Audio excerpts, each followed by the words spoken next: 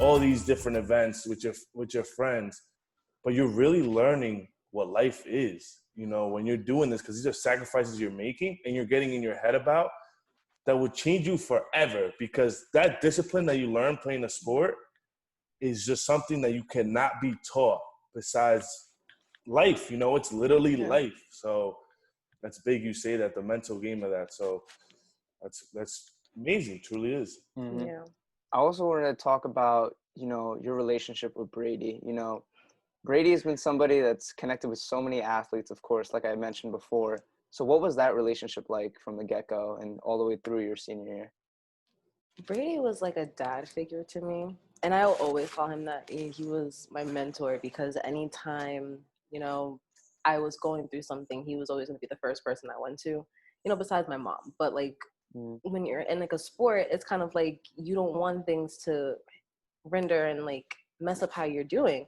So when it came to Brady, he was everything. You know, if I had to talk to somebody about something, he was always there. Track wise, he was someone who pushed me to limits that I didn't even know I had. And that's something that's saying a lot, because, you know, I'm a very independent person. I work hard, but he always pushed to go to the next level. And he kept pushing and kept pushing and kept pushing. And sometimes you're like, I don't know if I can keep going. And he's like, yes, you can. Mm-hmm. He kind of helped bring me into who I am right now. And right now it's kind of like college, trying to find my way through a lot of different things, but it's always like you have to remember who you are as a person and the hard work that you put into it and the fact that you can push yourself. And that's just something that I always brought with me, because Brady knows so many people. As you said, it gets kind of nerve-wracking, especially when it's kind of like he can help you through anything. So when you're talking to somebody like that, it's kind of like, it's great to know that you have someone behind you, supporting you and pushing you. Mm-hmm. Having a mentor is the best thing you could have. Right. Yeah. For anything in life.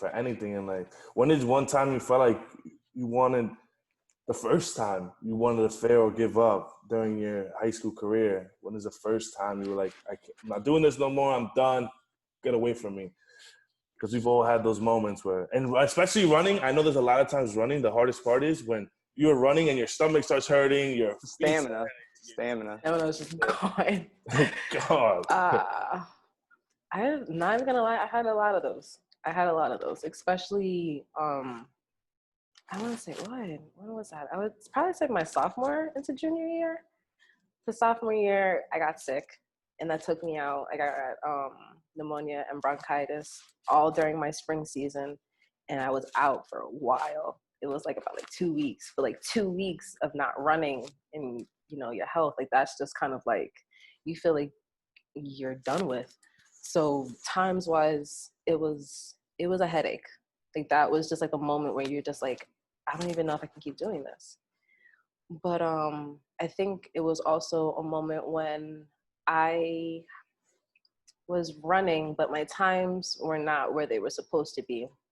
So I got bunked out of my spots on a few of my top races. And I literally just remember that I was just like, I don't know if I can keep doing this.